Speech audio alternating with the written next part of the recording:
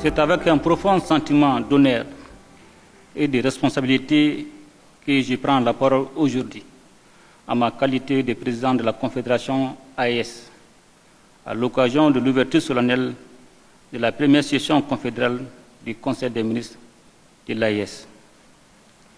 Nos trois États, confrontés à des défis similaires, tant sur les plans sociopolitiques et économiques, ont fait le choix souverain de mutualiser leurs efforts, l'objectif étant d'apporter une réponse globale et coordonnée aux grands enjeux nationaux et transnationaux afin de bâtir un espace stable et apaisé, favorable au développement et au plein épanouissement de ces populations.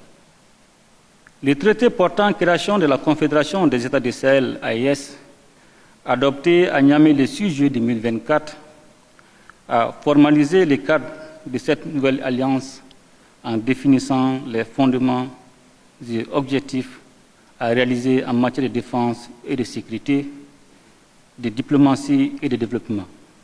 La session qui s'ouvre aujourd'hui revêt à ce titre une importance particulière. Elle est à la fois inaugurale et préparatoire à la tenue de la deuxième session du Collège des chefs d'État de la Confédération, prévue ici même à Bamako le 22 et 23 décembre 2025.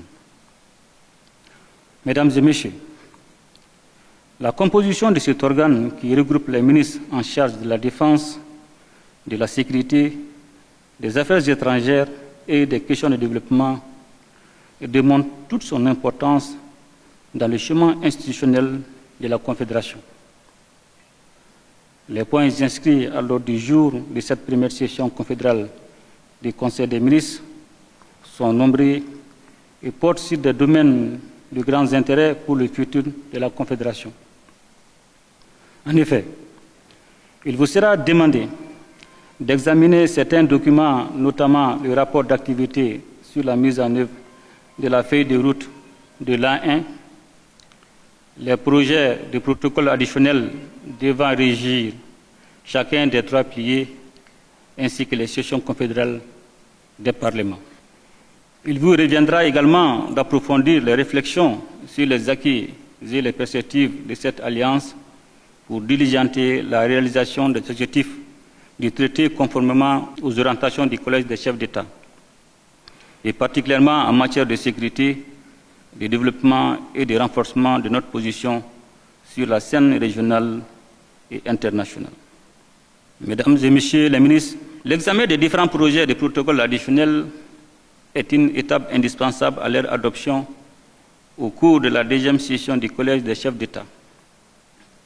En complétant l'architecture institutionnelle de notre Confédération, ces projets de protocoles additionnels vont nous permettre de bénéficier d'un cadre juridique renforcé, favorable à l'élaboration des politiques, projets et programmes de développement au bénéfice des populations de l'espace confédéral.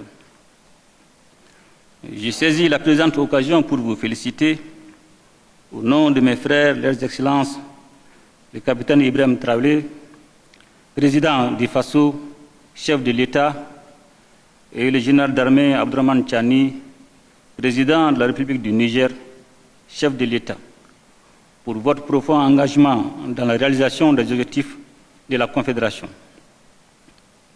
Je salue également, avec une profonde admiration, le courage, le professionnalisme et la détermination de nos forces de défense et de sécurité qui, au péril de leur vie, défendent nuit et jour l'intégrité de nos territoires et la sécurité de nos concitoyens.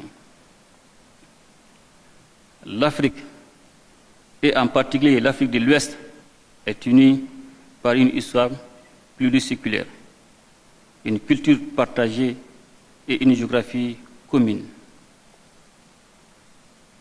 Nos peuples sont naturellement appelés à vivre ensemble dans le respect mutuel, la solidarité et la fraternité. Ces liens historiques doivent transcender les contingences géopolitiques et demeurer au cœur de nos politiques régionales.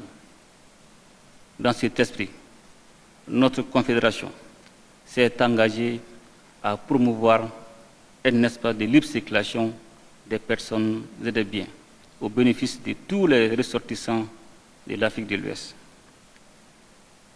C'est sur ces paroles d'unité, de responsabilité et d'espoir que je déclare ouvert les travaux de la première session confédérale du Conseil des ministres de l'AES. Vive la Confédération des États du Sahel, un espace, un peuple, un destin. Vive l'unité africaine, qu'Allah bénisse notre Confédération.